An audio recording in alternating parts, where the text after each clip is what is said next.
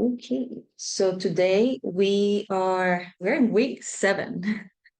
So today we're gonna be talking about the execution dimension, and this is one of the dimension from the leadership capability that we've been talking about. And we're gonna go into details about performance management, project management, and personal productivity. So if you struggle executing or having your team finish a project or executing, if you struggle with all of that, pay attention to this lesson. If you struggle with time management, pay attention to this lesson, okay? As always, I'm going to be sending you the recording and the PowerPoint after I'm done. Again, I put a lot of information in the PowerPoints because I want you guys to be able to have them as reference. So when you can go back and look at it. I don't want you to be taking notes as I speak, because I want you to be engaged and I want you to actually, remember what we're talking about. So don't worry, everything I'm saying, it's in the PowerPoint. All right. Okie dokie. So like I said before, we're going to be talking about the execution dimension. We already spoke about strategy and team in the past 2 lessons. And today we're diving into execution, which is the final dimension of the leadership capabilities. And as a refresher, every leader responsibility is to set the direction, manage a team, and execute the plan. That is your job as a leader.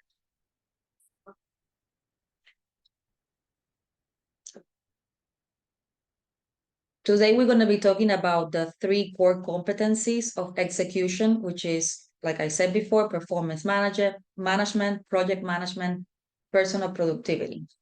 And what is execution?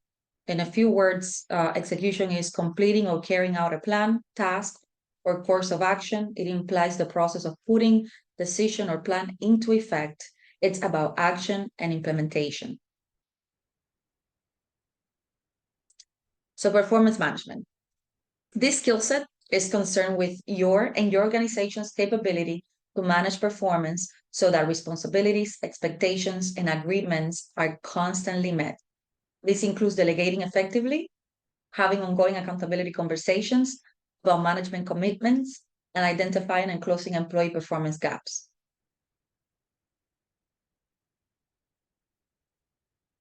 So delegation. I know a lot of people struggle with delegation. I think this is one of the most common things to struggle with when you become a leader at the beginning.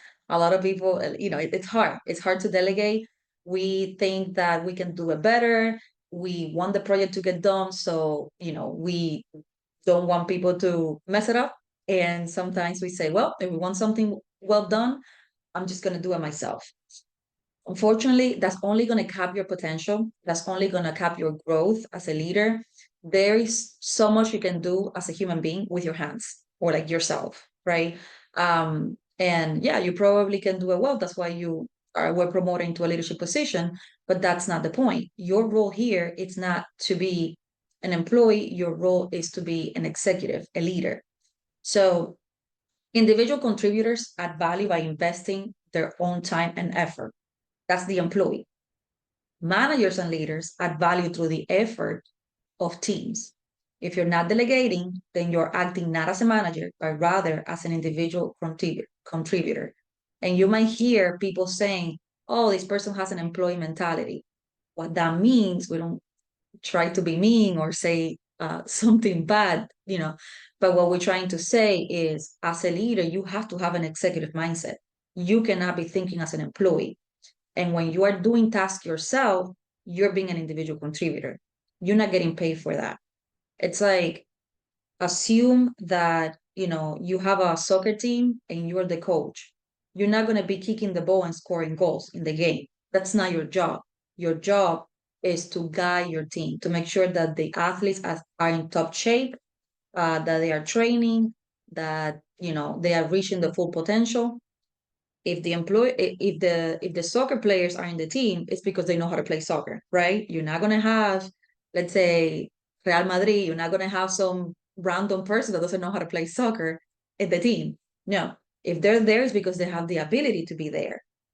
Your job as a coach is to, be strategic, look at which player am I putting in the game, which player am I taking out, what's the formation, how are we going to start this game, who's my opponent.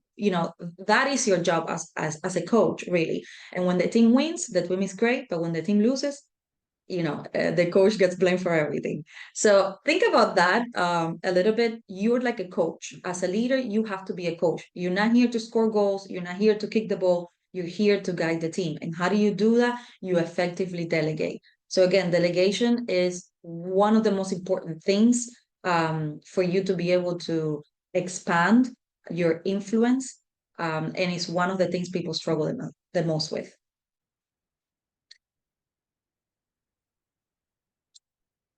So why do so many managers struggle with delegation? And as I go through this, see if some of these feel familiar. If you think this way, there's no shame. It's okay. So managers who don't delegate well assume that they should just do it themselves because they can perform a given task better than their employees. They assume that it takes too much time to explain a task to an employee. Therefore, it is more efficient just to do it themselves. Lack of confidence in their employees' abilities, and are concerned that the task won't be done adequately. So they assume they must do it themselves to maintain quality.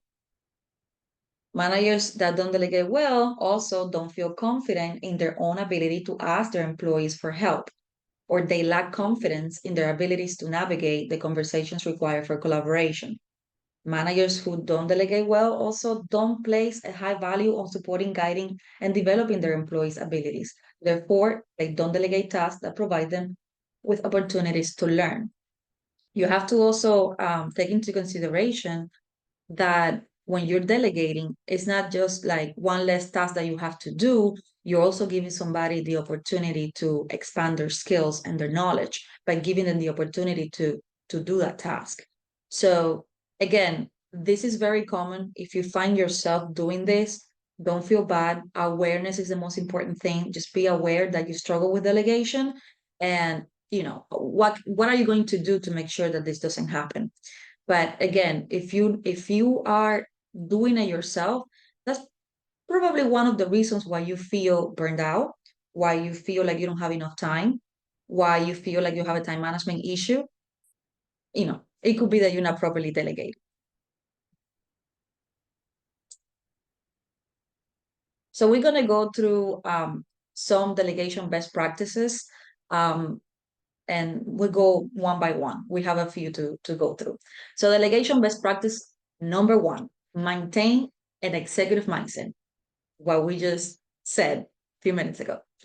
When you adopt an executive mindset, you recognize that your value is in supporting and guiding people and processes to achieve shared goals over time. When you maintain an executive mindset, you recognize that your success is contingent upon the team, group, or department success. Yes, as a manager, you are on the team, but your main role is team captain, whose primary responsibility is to help the team succeed. Again, the analogy with a soccer coach, that's you. When you maintain an executive mindset, you realize that you are responsible for helping your team members succeed. This means supporting them and guiding them to increase their knowledge, skills, and abilities to perform the job well. When you maintain an executive mindset, you are quick to give credit to other team members, to bolster their confidence, and slow to take credit for yourself. Your credit comes when your team, group, or department hits the monthly and quarterly milestone or KPIs. So again, making sure that you're constantly on that executive mindset and that you're in that coach mentality all the time where you're not here to do something yourself. You're here to train, delegate, guide, make sure that the team is executing. The team is actually doing what they're supposed to do. So delegation best practice number two, distinguish between types of tasks. The first category of work or task are those that only you can do. So this is only that the only person capable of doing it in your team, it's you. There are some things that only you can do. No one else on your team has the knowledge and skills required to complete that task. And the amount of education or training is impractical given the nature of the work and the timeline is expected to be completed. For example, doing a deposition. I cannot do it. I understand the basics. I understand what it is. I'm not an attorney. I cannot do a deposition. That's not something an attorney can delegate to a case manager. They have to do it themselves. So along those lines. Now, the second category of work or task are those that others can do with some guidance. This category of work requires some explanation and may require ongoing check-ins, feedback interaction of other kinds of support as the assignment progresses. So, this is the kind of task that, yes, you can delegate, but you have to, you have to check in, you have to make sure that the task is on track and that the person that you assigned it to is actually doing it. So you guide them, but you don't have to do it yourself. And the third category of work or task is those others can do without guidance. So there are many tasks that fall within the existing ability of people on your team. Every employee is hired with certain innate abilities, and those abilities grow with experience. If you are effective in your role as a manager, your employees' abilities should grow over time as you train, guide, and support them. So there are certain things that when you train people over and over again, at some point, you don't have to supervise them. You can just assign a task and they can perform the task without you having to be involved like every single step. They can just do it. They can be independent. So the trick here is, again, if you struggle with delegation, you probably have a hard time assigning tasks to each category. So my recommendation is to get all the tasks, right? And then depending on the category, you put them, okay, so I can do this because only I have the knowledge. Okay, category number one. Okay, so these three tasks, they are tasks that I can delegate, but I will need to guide them. Okay, category number two. And these five tasks are tasks I already trained my team for it. I don't need to be involved, so they can do it without my guidance. So, okay, category number three. And that's how you delegate. You have to first understand the kind of task that you have to do, and then you can see in which category it falls. And then, after that, you can delegate. So delegation best practice number three, leverage accountability conversations. When you delegate assignments or ask someone to complete a task, you must establish what we call clear condition for satisfaction. Put another way, you must make it absolutely clear what you need and the criteria for success with the assignment or task. One of the most important aspects of what we call effective request is the task due date. If you attempt to delegate a task but fail to let the other person know when you need it done, you have only suggested a task, you have not actually delegated it. Unless the person you're delegating to accepts the assignment by offering a clear, committed response and agrees to complete the task by a given day, then there's no agreement and no commitment. If there is no agreement to take responsibility for the assignment, no commitment to do the task, then you have not actually delegated it. You have only suggested it. If they didn't agree to do it, the task is not delegated, but only suggested. To elevate your delegation skill, stop suggesting and start delegating. I see this all the time. I feel like we all fall, into this trap. The first thing is be clear. Very often we think people can read our minds. Guess what? They cannot. Sometimes we think, well, it makes total sense to me. It should make sense to you. Well, I think it's safe to say we're all different. We all process information different. We have different worldviews. We discussed that in detail in many sessions. And we have different, biases, values, beliefs. So we are different. We use lenses. We all see the world through a lens. And my lens might be different from your lens. So you cannot assume that something is common sense. You cannot assume that because it makes perfect sense in your head, it's going to make perfect sense to the person you're talking to. So you have to be very, very clear with what you want. You cannot just assign a task and not be clear about it. You have to if you want the task to be done properly, and this is what we're talking about here, we're talking about execution, right? So if you want a task to be done properly, you have to be very clear. You have to give a deadline. Because if I tell you, okay, can you complete this video? Now that we're doing Synthesia videos, right? That everybody's getting assigned a couple of videos to complete. Okay, I need these 5 videos done. Okay, do you need them done by the end of the month, the end of the quarter, the end of the year, by next year, by 2026? Like, what are we talking about? And so we get upset when we tell somebody to do something and they don't do it. But if we don't give them a deadline, we're setting them up for failure. And it's not going to get done. I guarantee you that. Another thing is you have to ask them for buying.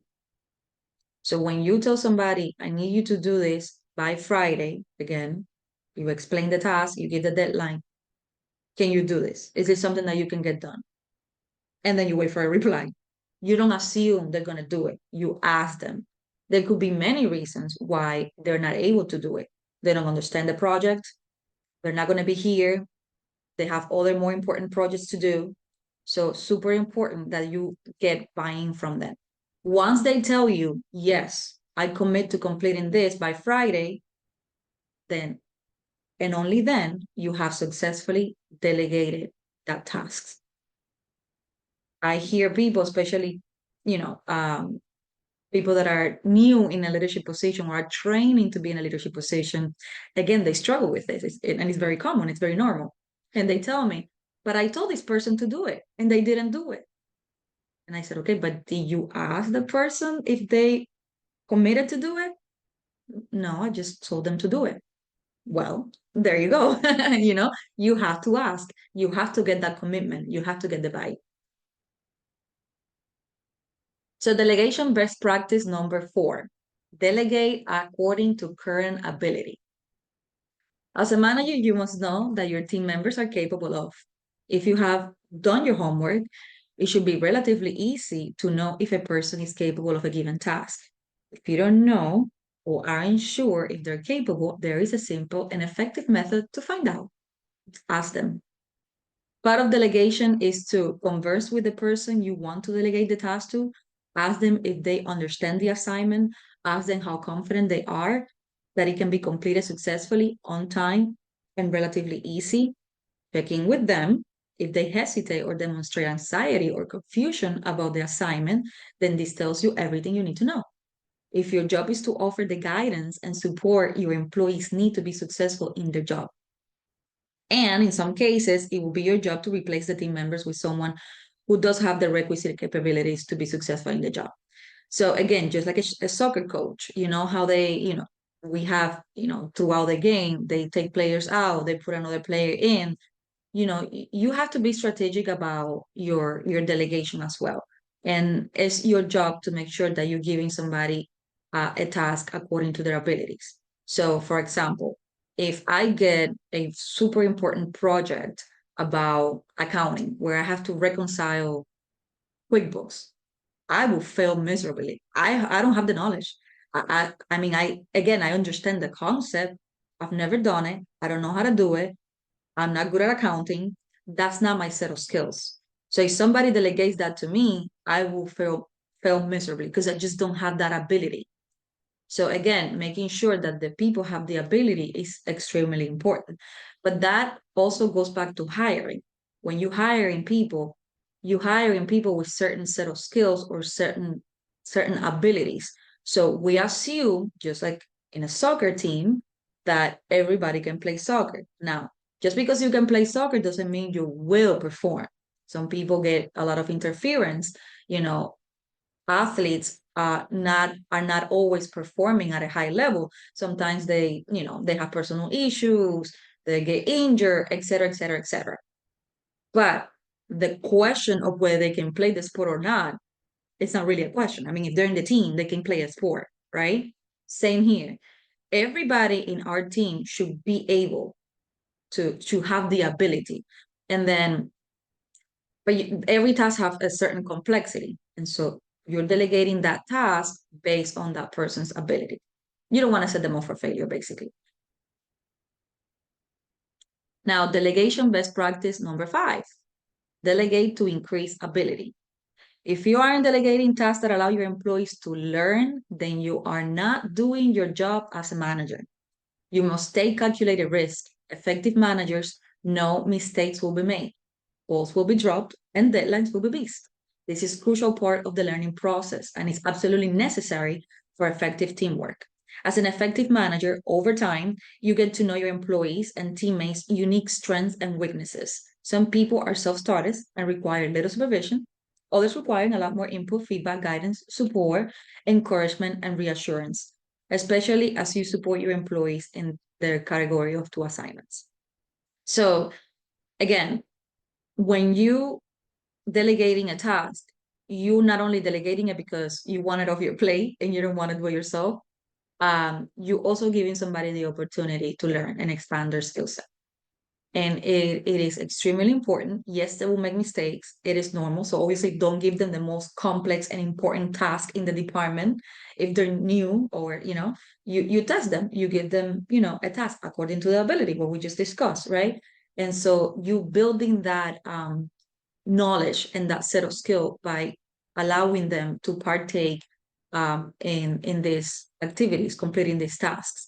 So I have a team member that I'm training for a leadership position, and going back to the Synthesia video, it's funny because she delegated the videos to her team, and so one of the team members just gave her like it was like a really bad video. It was a disaster. It was garbage, And so again, she's very new. She's training for a leadership position. So rookie mistake. Her first instance is, okay, I'm not going to give you any more videos. It will take me more time to fix it and give you feedback and go back and forth with you. I'm just going to do it myself. It's just easier to do it myself, you know? Yes, it's easier in the moment. But here's the thing, by investing in somebody's training, by investing in them, you're spending more time now, but again, you're investing in the future. So you're freeing yourself up in the future by investing that time now. So the proper way to do it, or according to these delegation practices, is you give the person the feedback, what they didn't do. You understand that they will make mistakes, so this is normal, and then you make them do it again, and then you review it, and then again and again. The answer is not, I'm just going to do it myself, because you just don't get it. I mean, if you do that, you are not having an executive mindset, you're having an employee mindset, you're not growing your team, and you're capping your ability to grow. So stop doing it yourself. All righty. So delegation best practice number 6, always give clear instructions. Effective delegation is never ambiguous, confusing, or frustrating. It is both considerate and also a reflection of poor management skills to delegate assignments to employees without the benefit of clear, helpful instructions. To delegate an assignment or task effectively, you must include all necessary information, indicate where exactly to find any additional information needed to complete the task, and where to go for support if they get stuck or hit a roadblock. Even if the task seems obvious to you, make sure to include specific, clear, detailed instructions. Do not assume that your teammate has all the same information or recalls all the details of the work you do. This is neither professional nor considerate. Again, going back to clear instructions and oopsie, uh, you know, people are not going to read your mind. There's no such thing. Nobody's able to read your mind. So stop trying to, have people read your mind. You have to be extremely clear. People are not going to be able to execute if you're not clear. So again, if you have an execution problem, you have to look at all these areas. Am I delegating properly? Am I not giving clear instructions? It could be a combination of many things. And I find that when you are extremely clear, when people understand exactly what you want, they're more likely to get it done and do it properly. But if you're very vague about what you want, then most likely you're not going to get the results you need or you want.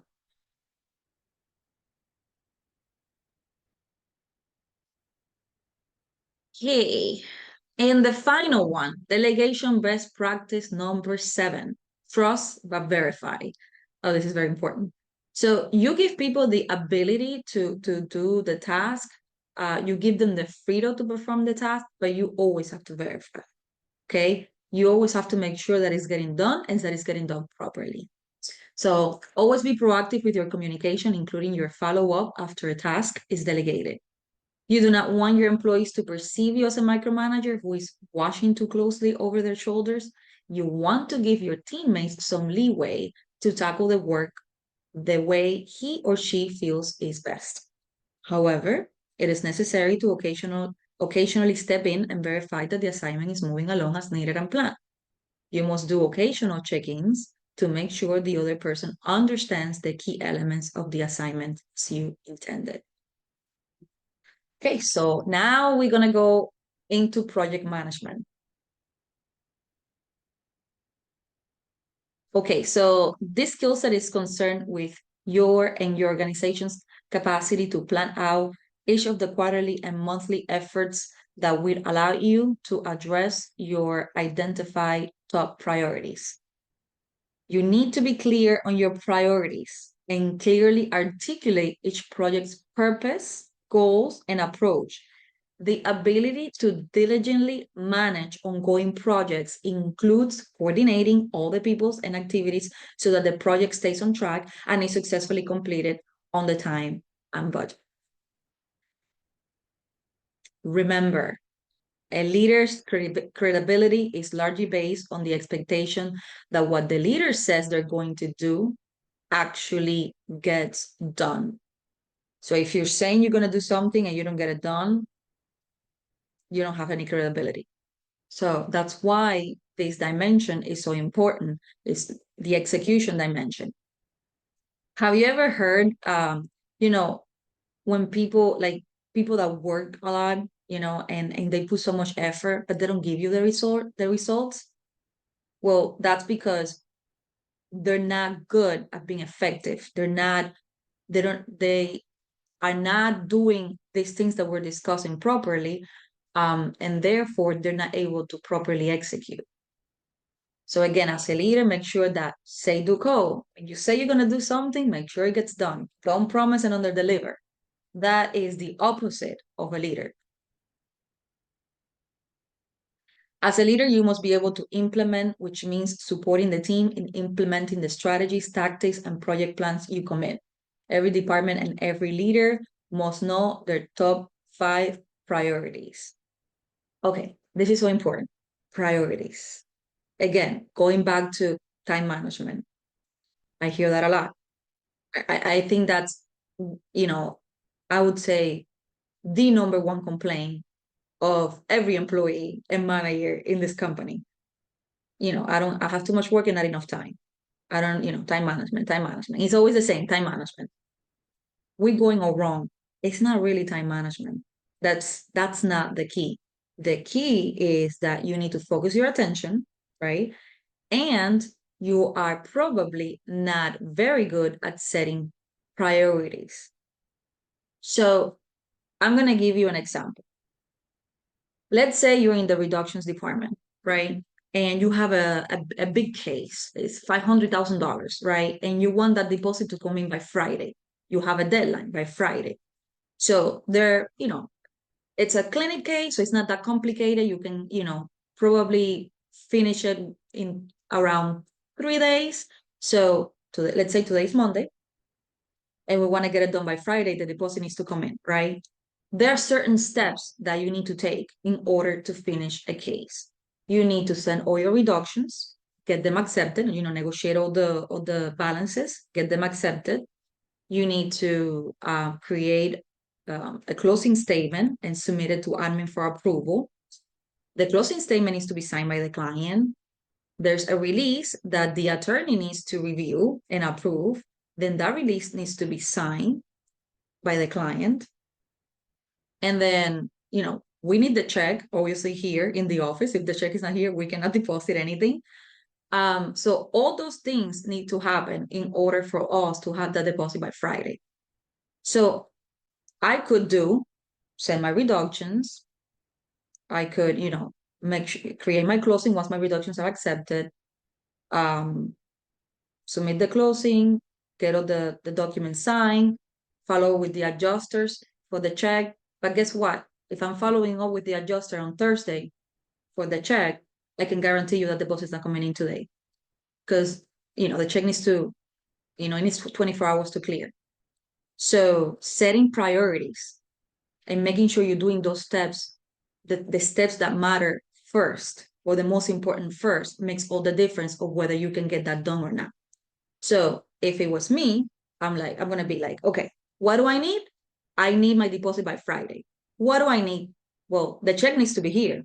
I can send reductions, I can do a closing, but if the check is not here, I'm not getting my deposit. The check, can take a couple of days because by the time assuming they overnight it gets here, we need 24 hours.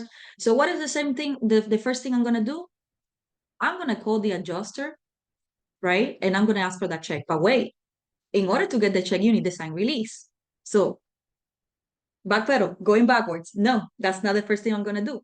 The first thing I'm going to do is I'm going to ask the attorney to check the release, make sure that release gets approved, call the client, have the client sign the release, send the release to the adjuster so I can get my check overnighted. That is my number one priority. So on Monday, when I get here, forget about reduction, forget about closing, forget about anything. I need my release approved, I need the client to sign, and I need to send it by Monday to the adjuster requesting the check to be overnighted. That is my number one priority for me to be able to get the deposit on Friday. After that, I'm going to send all my reductions because if I don't get reductions, I cannot do a closing. After that, I'm going to follow up again with the adjuster to make sure that they send in the check. Then I'm going to do my closing when I get my reductions. Then I'm going to get all my documents signed.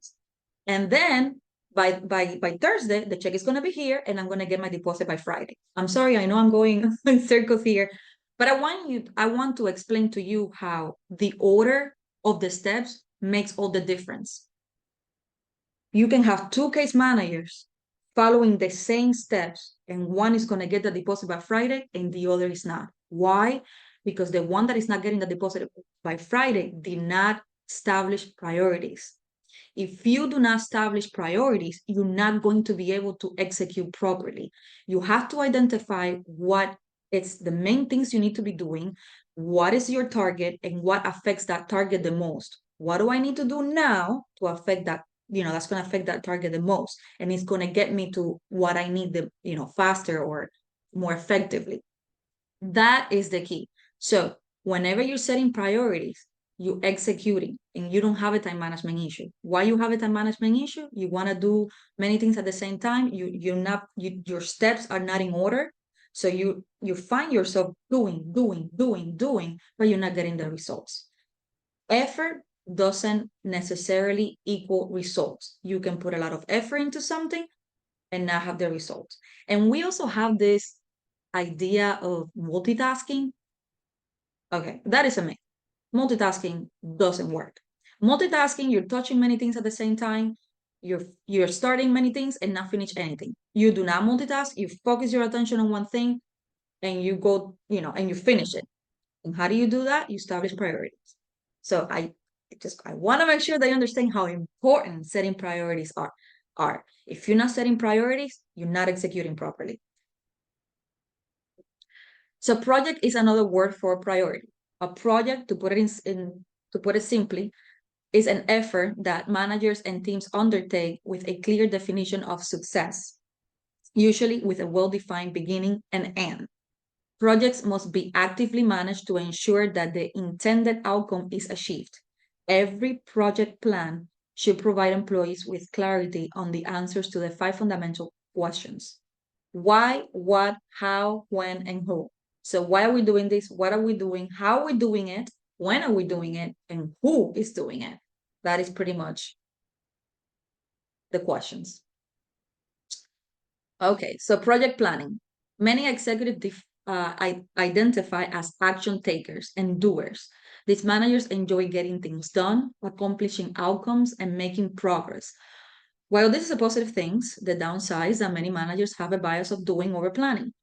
Experience shows that most projects that fail suffer more from poor planning than poor implementation.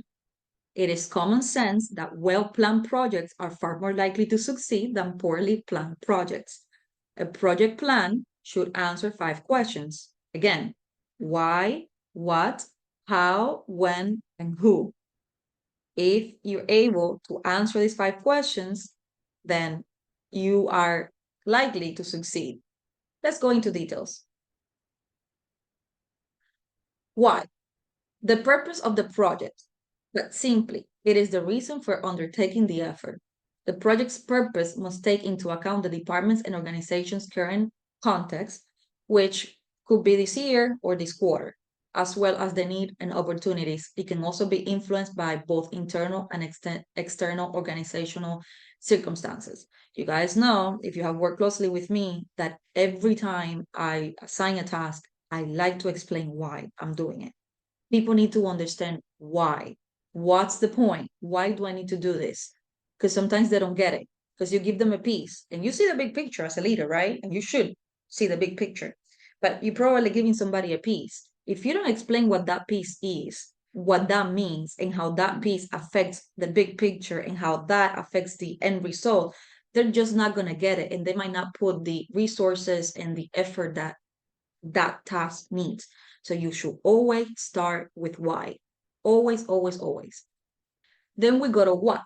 This refers to outcomes or deliverables of the project. In other words, this is what the organization will have in place after the project concludes successfully. You can think of the what as the objective of the project. Not that what, it's not specific actions, work stream, or tasks, nor is the milestones of the project. Those are covered under another section of project planning.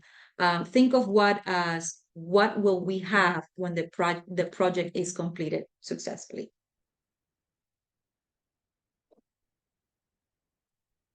Now we move to how. The how refers to the ways, methods, work stream, and sub-project that must succeed in order for the whole project to be successful. More like the process, how we're going to get this done. Think of this as how will we succeed with this project? When answering this question, you will need to brainstorm relevant details of the project so that no critical consideration is overlooked. Some manager refers to this as framing the work to be done, which entails breaking it down into tasks and major issues that need to be addressed. This results in a high-level action plan that outlines major activities, responsibilities, and the basic timeline.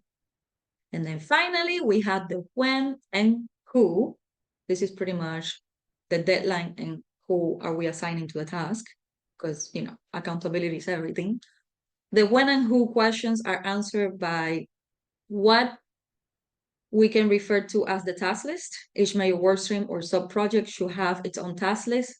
This is essentially, it outlines the name of the task, the target completion date, and the person responsible for completing the task by that day.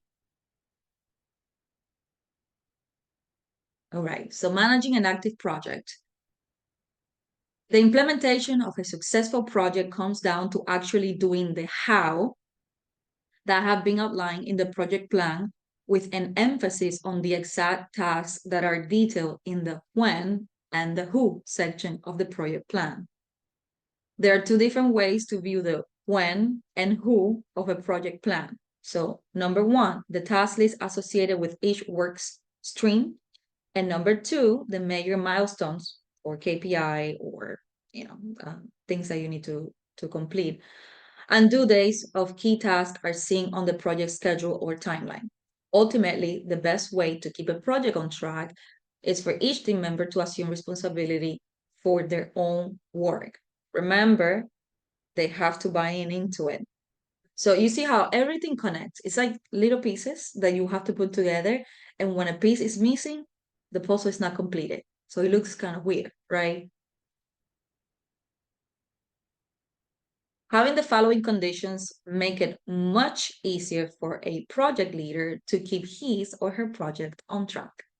So clearly defined tasks that tie back to the project plan. Each person responsible for each task has the knowledge and skills necessary to complete the task successfully. Each person must effectively manage their calendar to ensure that they block off enough time each week to complete their task before the deadline.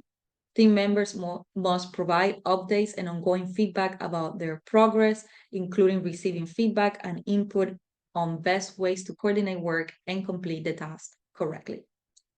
A clearly defined scope of authority to take corrective action if the project gets off track or veers off from the intended timeline.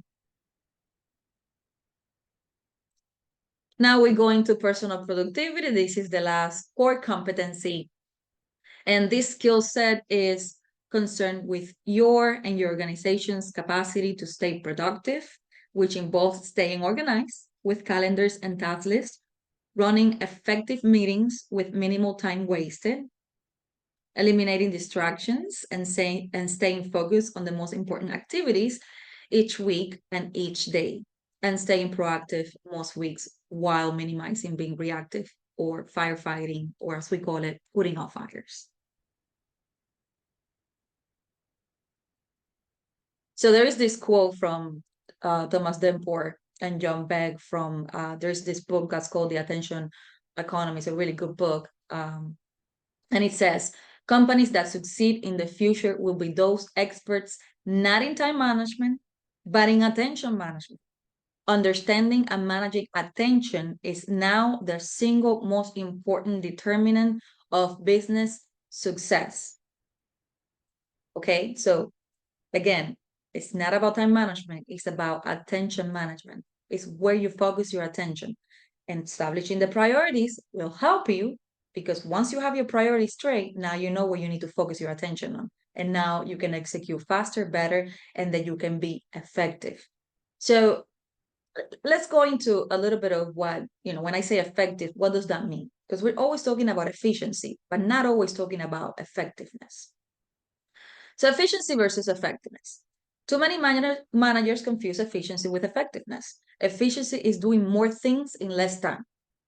Effectiveness is doing the most important things well. Efficiency, and I give this example all the time to my team, so I know they're sick of hearing this, but this is the best analogy I could find. Efficiency is a jet airplane traveling at 600 miles per hour. Effectiveness is a jet airplane flying at 600 miles per hour in the right direction. See a difference? We want to be effective and efficient, but mostly effective. That example that I gave you about the reduction specialist, two reduction specialists, one's doing the priorities and getting the deposit by Friday, the other doing the same steps, but in a different order and not getting the deposits.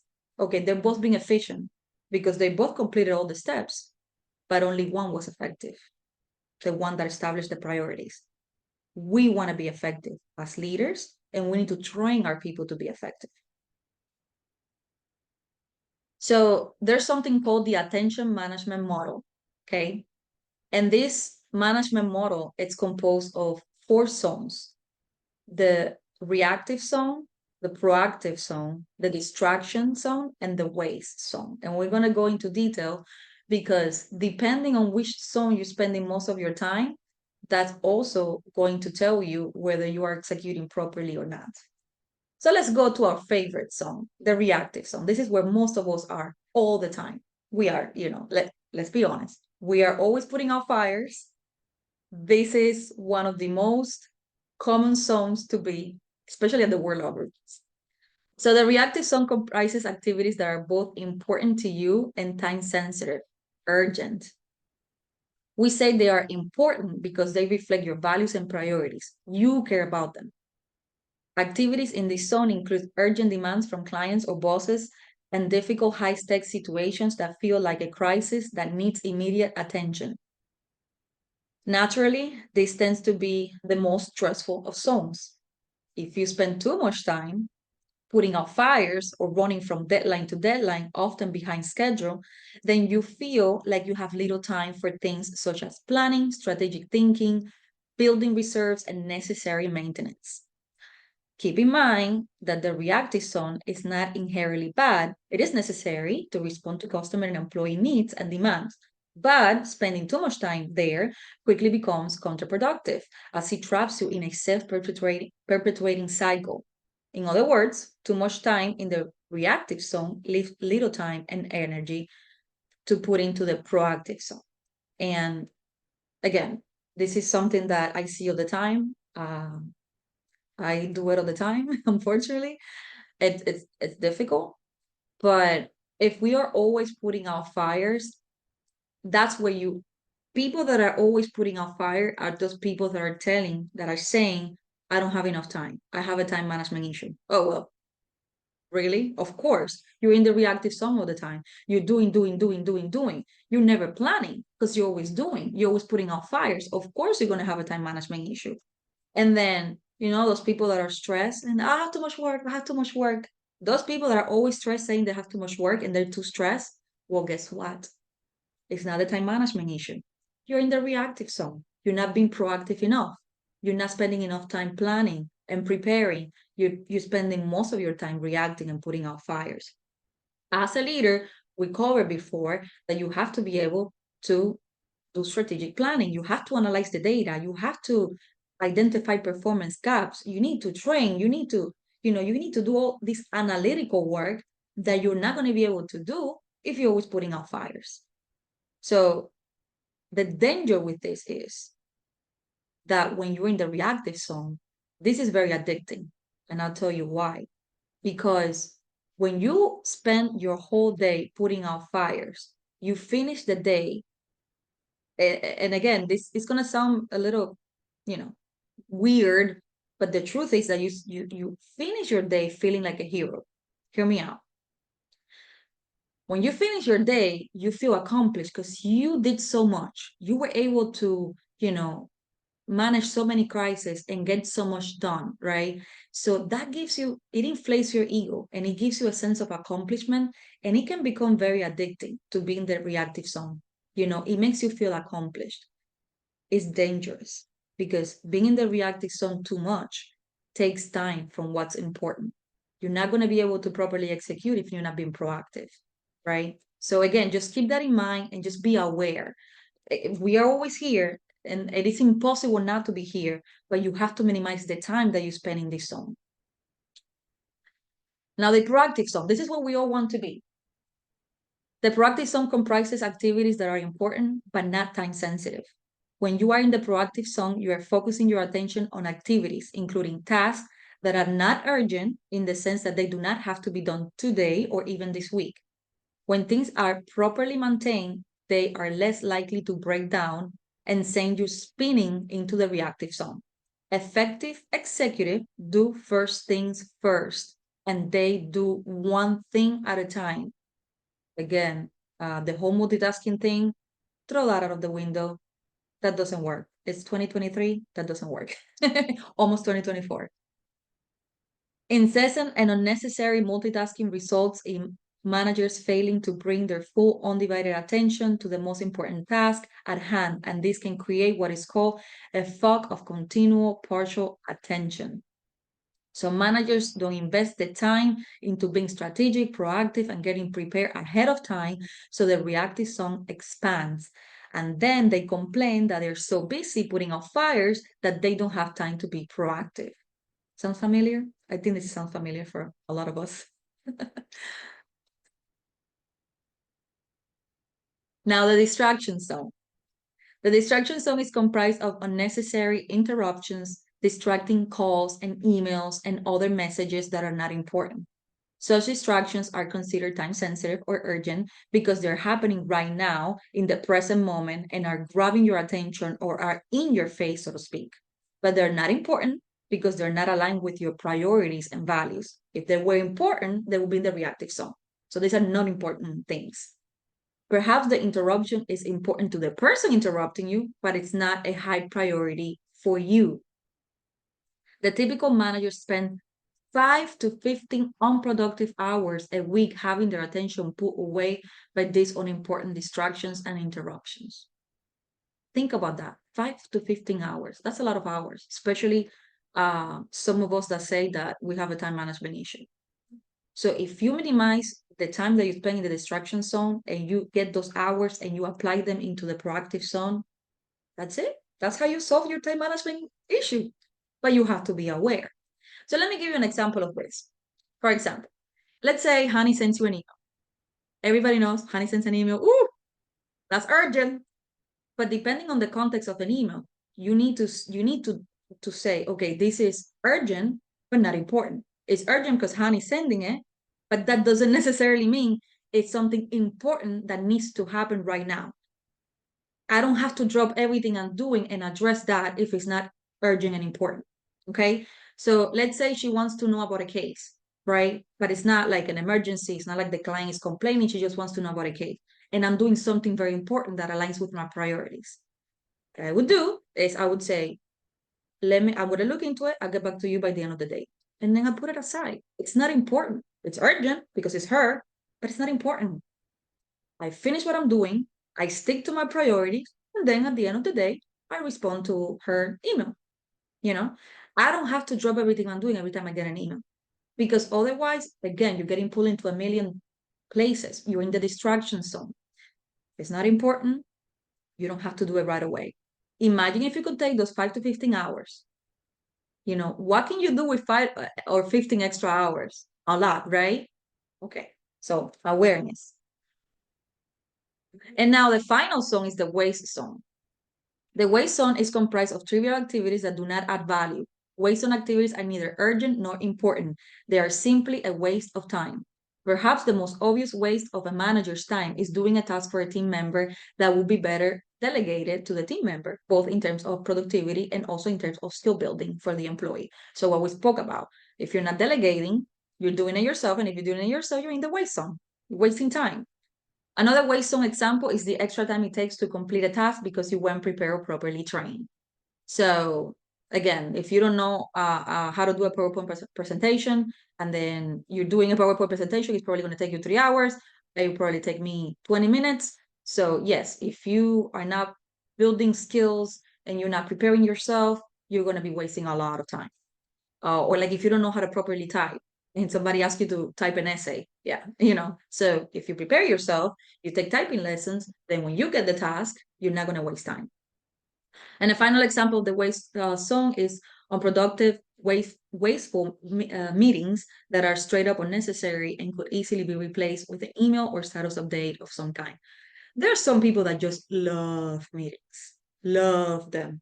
And sometimes you can just, get something done with an email or, like it doesn't have to go into a meeting. So understanding that I take myself out of certain meetings. They want to put me in every single meeting. I don't know why. I don't know why, I always get invitations for every single meeting that happens in this company.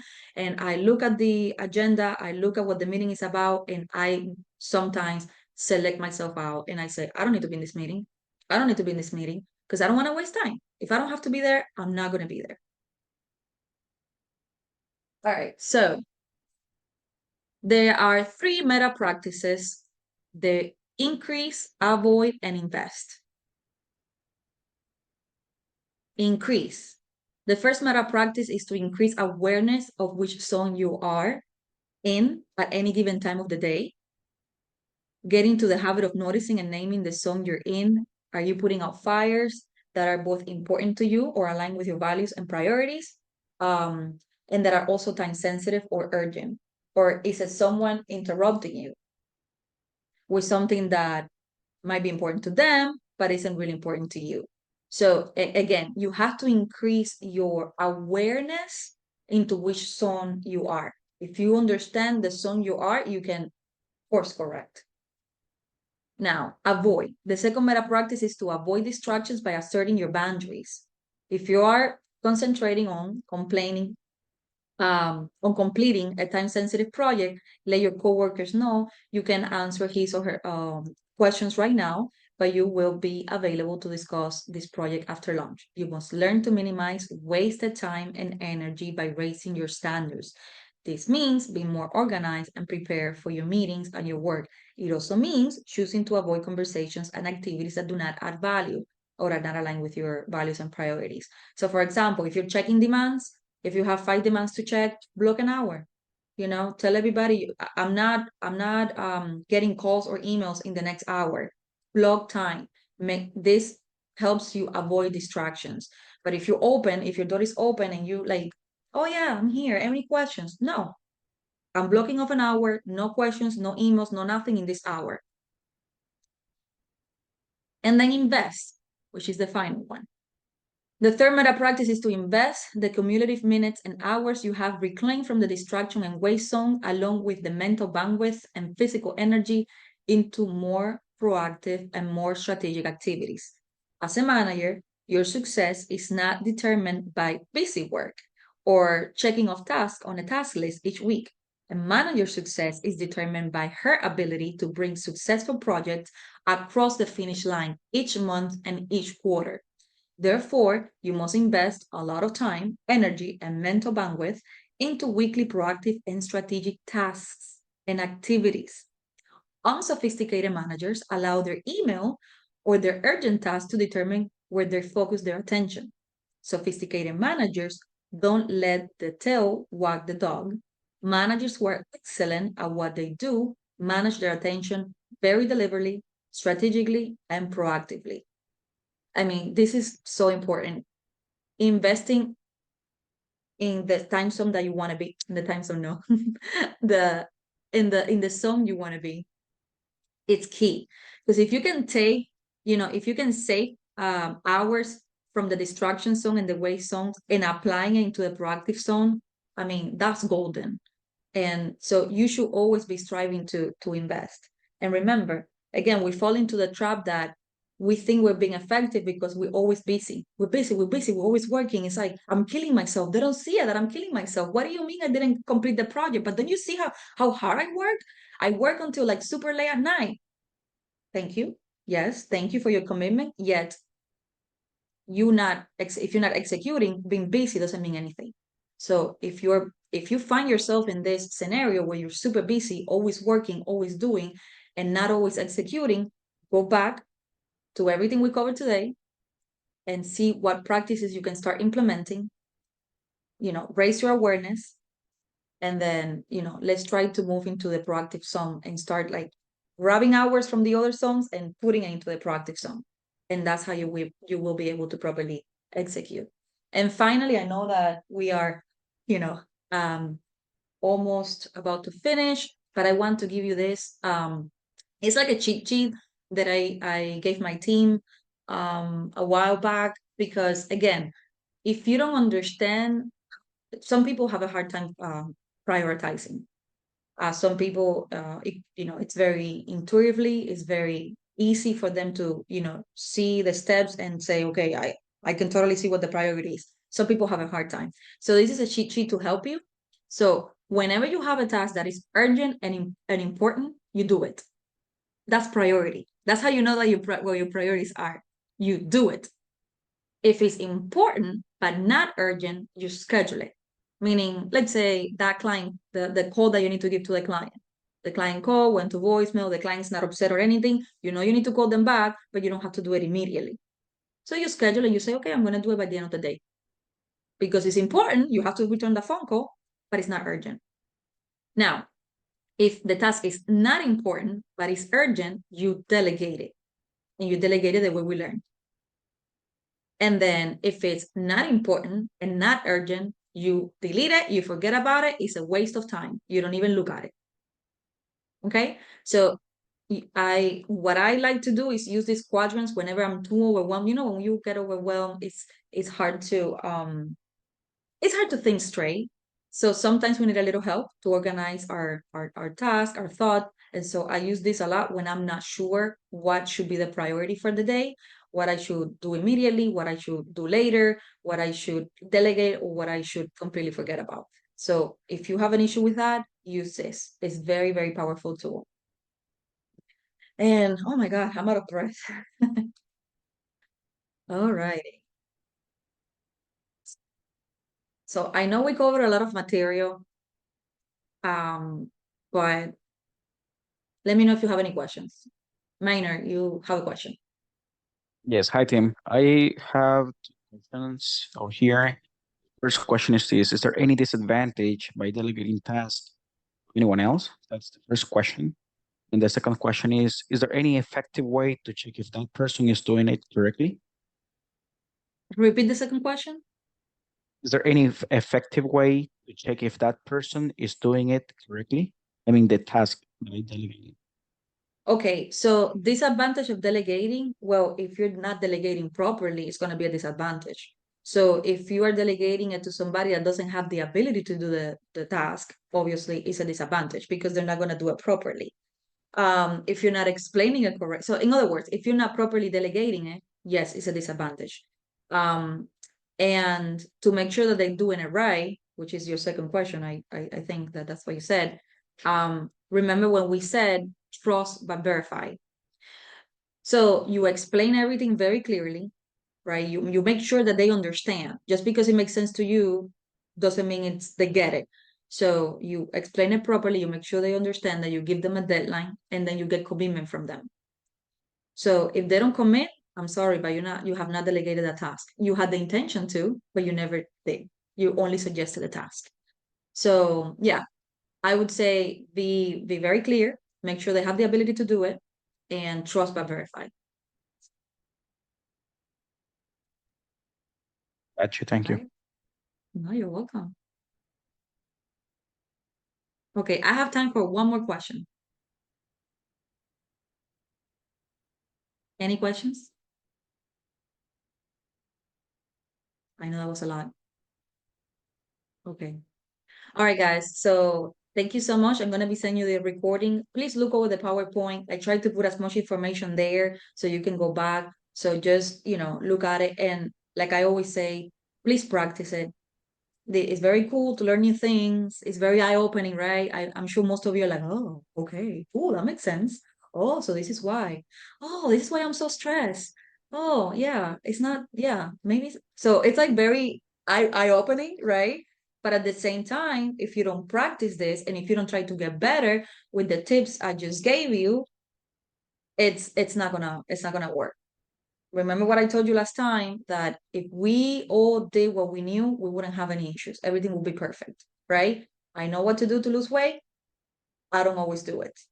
So yes, cool to know, practice it, push yourself, be aware, and really try to use these practices to make sure that you are expanding yourself, your team, and that you're properly executing. So with that, we have finished the 3 dimensions of leadership capability. Okay? If you have any follow-up questions, you can ask me offline. All right? Thank you. Bye.